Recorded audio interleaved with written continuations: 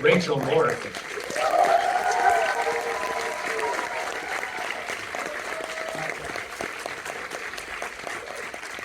Oh wow, thank you for that amazing introduction. And thank you to AFI, to MGM and Amazon, to my friends and family that are all in here somewhere, a lot of them are. Holy hell, I thought I was at a place where I could do this without Xanax, but I should probably start taking Xanax again. This has been this incredible labor of love. I think a lot of you know how long I've been in the trenches on this one. And I think the resilience to keep going is because of the resilience that Claressa has and had, and both inside and outside of the ring. So I hope that we do some kind of justice to it with the film. We are very lucky to have with us tonight also our amazing lead actress, Ryan Destiny. I think we're gonna, and a lot of everything you just heard earlier, Ryan Coogler, hopefully if his plane arrives on time and everything, will be here to moderate a conversation with us afterwards. But we are so honored, AFI alum, I couldn't think of a better place to premiere the film. I'm really, really excited for you guys all to see it. Yes, same. I just want to thank everyone in here for being here. It's just really weird still seeing a theater full of people to watch you. And it is such a surreal feeling and a blessing. So I'm just really, really thankful that you guys just showed up. Really appreciate it. I hope you enjoy the film.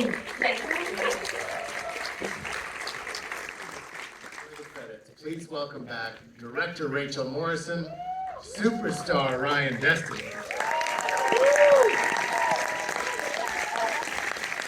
and our moderator today is Rachel's friend and collaborator on Fruitvale Station, Black Panther, writer, producer, director Ryan Coogler.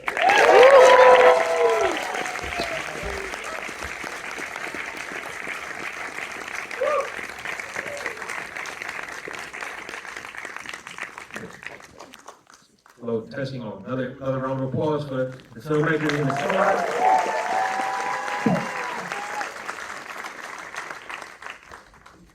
Wow. How'd you guys enjoy that?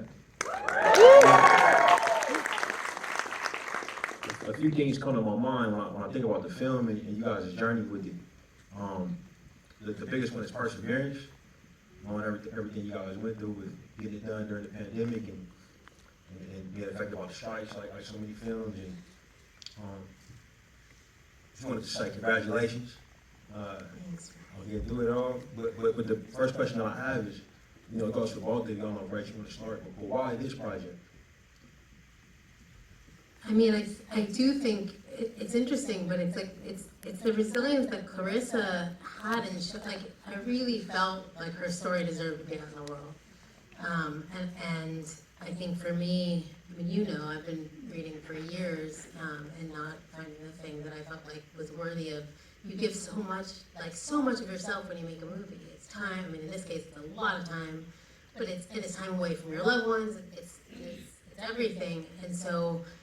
To champion it, I think for me, I believed in it, and I felt like it was sort of deserving of it, if that makes sense. And then obviously there are things I saw of myself just from being a female cinematographer. That's obviously the exception to the rule, right? And it's not enough just to be a good shooter. We're sort of looked at differently. So that was something that I saw. I guess I recognized. It was relatable in some way, but really it was just Claressa's story deserved to be out there. You, Ryan? Yeah, for me, as an actor, you are always on audition. So it was one of those things where it was kind of sent to me, and I can only hope for the best. I knew it was amazing people behind it, and you can only dream of being a part of something with people like this, where that not only are they great, but they really, really care, and are going to take really good care of the story. And I think a story like this needs to be taken care of in the right way with the right people. And I think I went into the audition with not high expectations for myself at all. And I'm just really thankful that Rachel saw something in me, Francine saw something in me. And I can't thank them enough because, you know, it's already pretty tough out there, and I think naturally I thought they'd want somebody that was like this big A-lister actress, and I wasn't that. So, yeah, I went into it with just the best that I could. Which is incredibly humble because she destroyed the audition. Like, she made herself so undeniable in the audition. I mean, among the various scenes, but like the scene you saw in the hallway, like she brought that level of intensity, and it was just like Francine and my jaws hit the floor. And like, I mean, that was all you. Thanks, Rach. I mean, when did you guys roll cameras on this thing? I don't know if folks know the full story behind the movie, but. The first time or the second time? I mean, Every time. I mean, there's some filmmakers in here, I imagine. Some executives, film lovers. Okay, I'm sure they'll let us know, you know. It's interesting in retrospect, like we got up and running pretty fast, all things considered, for Hollywood, right? Like, from the time I was hired to the time we were shooting was actually unusually fast. But then we got caught in a pandemic, and we had shot 2 days. We had cameras and trucks, we had sets built out, we were kind of the ones holding the bags with not enough footage that you just came back to finish it, you know, because it was already 80% done. And it was kind of, it's just sort of wrong time, wrong place by times the world pandemic. So then it was years before we got going again. And you know, what I will say, on the far other side of it is in those years, like among other things, you know, I got to kind of hone my skills as a director, you know, mostly in episodic, but like Mandalorian, Morning Show, all these episodes I did during the pandemic. So I came back, I think, with a little more know-how and a lot more confidence. And almost more importantly, Ryan got to train a second time, which I think you can speak to. But you know, to get 3 months of intensive training, it's a lot, but it's probably wasn't enough. And then to get a full another 3 months of intensive training, I'll let you speak to that. Yeah, I mean, and also in the middle of us doing it the first time and the second time, it was not going to happen at one point. We were with Universal, and it got completely dropped. And I think me and Rachel felt that like hard on the phone. I could tell that she was on the verge of tears. I was trying to hold back my tears of her knowing that I was crying on the phone. It was, you know, it was really scary. You know, you don't get projects like these. So it was coming back the second time. Like Rachel said, I had a mindset that made me not take it for granted even more, and I just wanted to go harder, and I fell into it even more, and I'm so thankful for that time. Looking back, during it was like the worst thing ever, but looking back, it was something that mentally, physically, spiritually I needed, and I'm really thankful for it. So Thanks for sharing that. What were you guys' biggest fears, like going into the project? Rachel, I'll start with you. And what did you do to overcome them? Because obviously you did. But I mean, I think it changed. I actually do think that the first time I was a little scared to occupy the director's seat. Like, that was so new for me. I'd done a little bit of episodic years ago, and then I'd kind of closed that door because I knew I still had a Black Panther in me, and thank God I did. But then this was really kind of my first back at bat, and I think I was probably nervous about it. And by the second time I wasn't, so that really helped.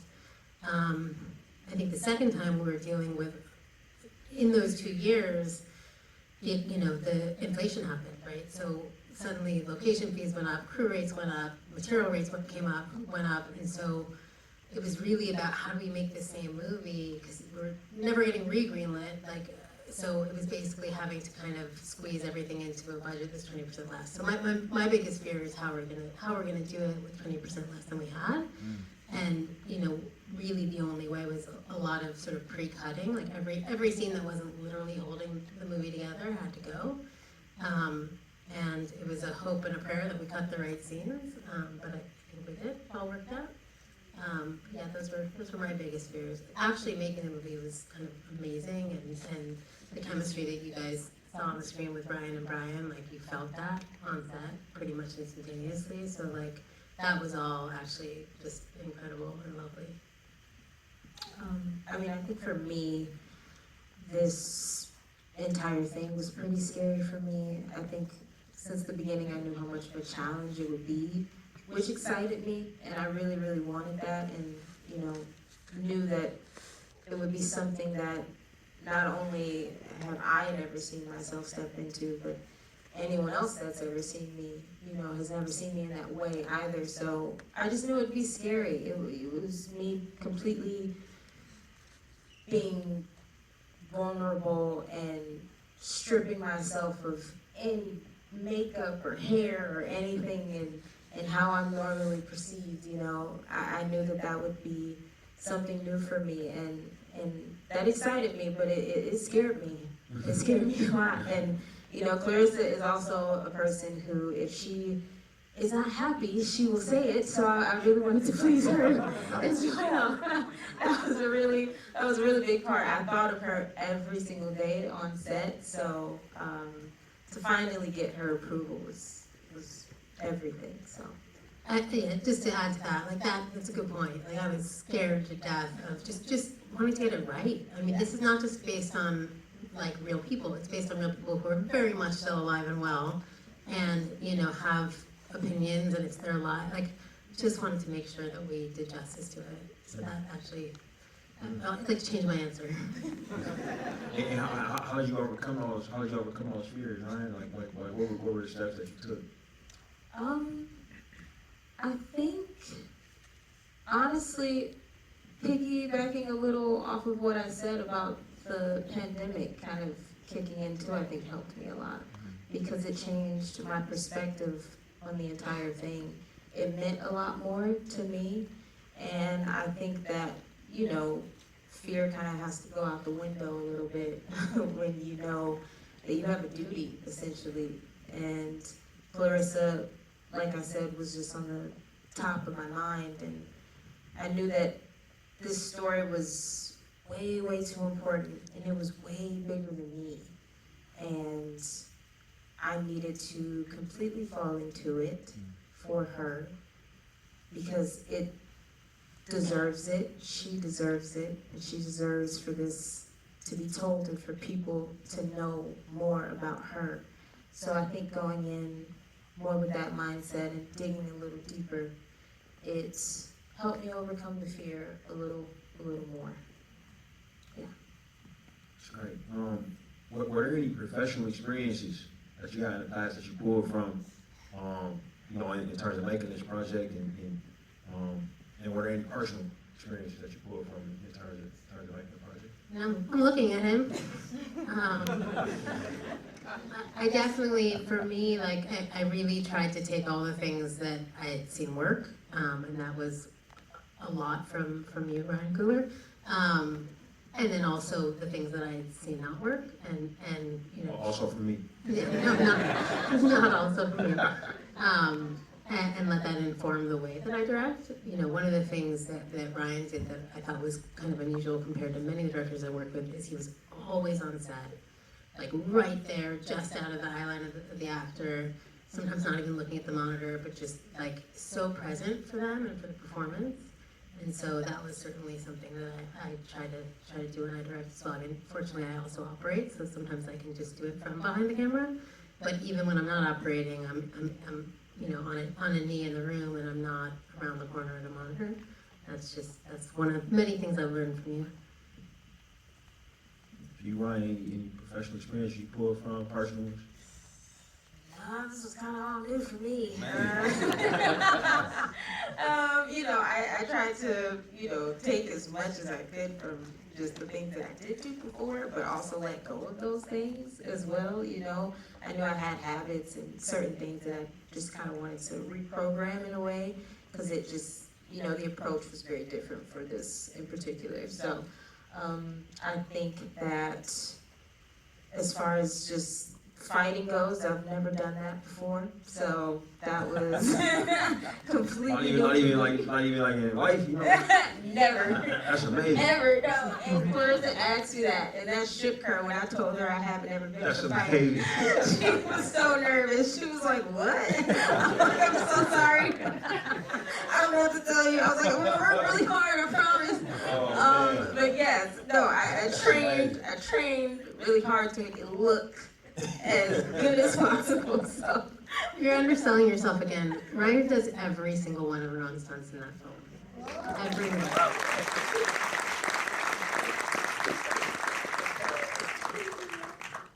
That was fun, very tiring. So moving on slightly, you guys said you had a chance to work with some great collaborators on this project. Thinking about specifically, you guys writer producer Barry Jenkins, co-star Ryan Coogler. Rachel, what was it like working with Barry? I mean, you could not ask for, like, he's a dream, and he is also a legend, and he, like, to respect the people that you are working with is everything, right? And so for me to have, obviously, the writing on the page, which is, I mean, it doesn't get better than Barry Jenkins, but also whenever I, was at a loss for something or needed advice on, I mean, like, who better to call than the best, right? So I think, yeah, it was, first feature, Barry Jenkins as your writer-producer, like, I truly got lucky. And Ryan, what was it like working with Ryan? Oh man, it was literally incredible, and I continuously say that I don't think I could have done it without him. I think that he was such an amazing leader on set and looked at me as an equal, which I really appreciated going into something like this where I, can easily feel pretty small. And with Rachel as well, like, you guys both created such a safe space for me. And Brian has literally become like my brother, and I'm just really thankful for him and him cheering me on throughout the entire process and making sure that I believed in myself when it was probably clear that I wasn't in that mindset, and he kind of brought me back to life whenever I needed it. And it was just incredible to learn from him and have a scene partner like him. He is one of the best, so it was a dream. What was you guys' first scene together? Ooh, I think I do remember. I think it was the scene, was it the scene in the hallway where we're about to, where I'm mad that he can't come with me? Or was it in the school? No, you're right, that's Yes. probably it. Yes. When you find out that he's not coming to Yes. China with you. When I find out he's not coming to China and it's in a hall, was the very first scene that we did. And yeah, I remember being frustrated too with that scene. And it was so funny because that was the very first one. And I was like, oh, this is embarrassing. But he made me feel really comfortable. And it was so weird because it felt like we already knew each other, but that was also our first time meeting. It was really crazy how it worked out. But yeah, he was amazing. So that was the first scene though. Yeah. And my first scene with Ryan was actually different than Ryan's. We had to start our movie at 10 p.m. with 10-year-olds, which I don't recommend to anyone, because we are actually shooting in the summer and it gets dark early. And Brian is a lot of incredible things. He's not a big fan of small children. But he still manages, like, he elevates everybody around him. He really does. And, like, that's a special gift. And it's a gift to all of us, because as we all know, like, secondary and tertiary performances can be the thing that, like, sink the whole shit. And it's like to have somebody that just brings the whole room, like, up a notch again, I hit the jackpot. That's just phenomenal. Now, we had a point like in I think definitely national sports or maybe even international where certain women's sports are being looked at with a renown, with renewed vigor. I think a lot of conversation about compensation parity across genders. What's it like to be to be putting this film out at this time. I mean, it seemed like Claressa was at the forefront of that conversation. I mean, she really was, and again, still hasn't really gotten her due. So hopefully, you know, the film will put her on the map there because, yeah, this was 10 years ago. I think it's also a testament to like sometimes maybe things happen for a reason. Like Ryan and I have been holding hands for 2 years, you know, 2 years and then another couple of years, like a long time, and then yet somehow our film is coming out at the right time for this film, which is quite like miraculous, I guess. But it's exciting to like amplify a conversation that's happening already and do it with a voice who's been in it for a long time. Yeah, no, I just completely agree with that. I think it's coming out at the coolest time ever. Yeah, I hope that more people pay attention to the story too, because of the time that it's coming out. People seem to be more open to, I guess, women's sports and seeing that there's excitement in that. So I hope that that just helps her story reach even more than it normally would. So. Have y'all played for any professional teams or have y'all started doing those kind of screenings yet?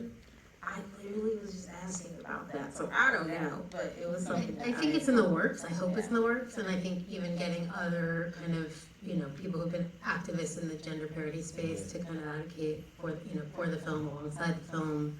I think that'd be a really great conversation to have around the film. So yes, no, we've been talking about it, but take extra note. That's amazing. What was Claressa's feedback? Can y'all take us to her first time watching the film? What did she say? I don't think I've ever been more nervous in my life, and as you guys can tell, I get nervous pretty easily, so this was like a whole other level. I was tasked with screening it for her by myself, and I may have had a drink or two to make sure I could handle it.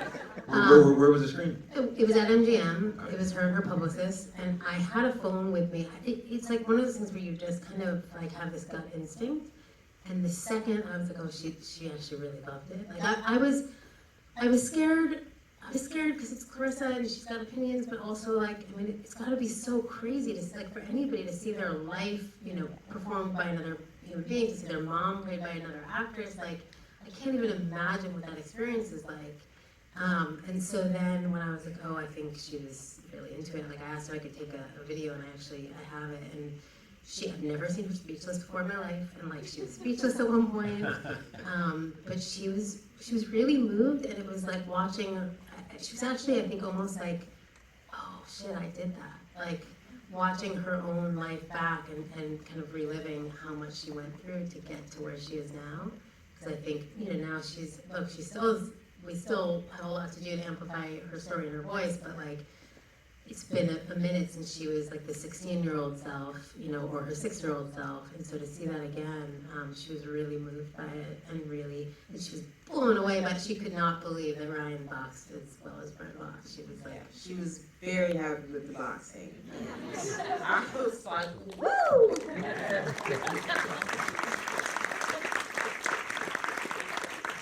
Yeah, it's gonna be everything. Seeing her cry was just everything. So. Y'all showing it in Flint yet? in like a week and a half. We're showing it very soon. Yes. Flint and Detroit. That's amazing. That's amazing. I don't know how we doing on time. Somebody will probably give me the car or something. What you said? One more? One more? One more, yeah. Oh, okay, man.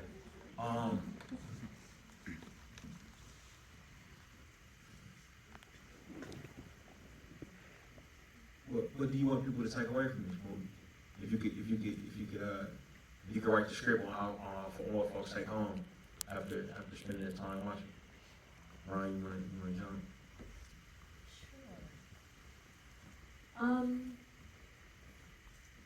There's so much that you can take away. I think the obvious one is her story being so inspiring, and knowing that you can overcome so many things, no matter what, no matter how bad it is, how dark it can be. If you believe in yourself as confidently and as much as she did, you can overcome these things and achieve the things that you know you were put on this earth to do. And I think Claressa herself is just a walking testament to that, and exudes that every single day. And I would love if people took away from it believing in themselves a bit more, because I know I did, just by knowing her, playing her. It made me believe in myself a lot more, and I think that that's one of the most beautiful things, that you can walk away from a film like this and seeing it, just that strength that you can have and build as well. So I think that that's maybe the top thing that I would want people to take away, just that feeling of inspiration. So. I mean, I think you said a lot of what I would have said as well. I guess maybe the only thing I would add, or two things, is I mean, I think we may, I pray we're not, but like if we do hit some dark times, like it's kind of, again, the resilience to kind of pick yourself back up. Like not just, overcoming to get to the top, but then sometimes you get knocked back again, and kind of the will to keep going. And I guess kind of alongside that, this idea that, ultimately when she goes back to boxing, it's not for the medals or for the money. It's really about sort of choosing the journey over the destination. So I think that's something that we can all hopefully take from this as well. It's beautiful. It's beautiful. I think y'all can join me in one other round of applause for our incredible director, Ryan Jenkins. These are my two favorite Ryans, so thank you, Ryan Coogler, for joining Ryan Jenkins.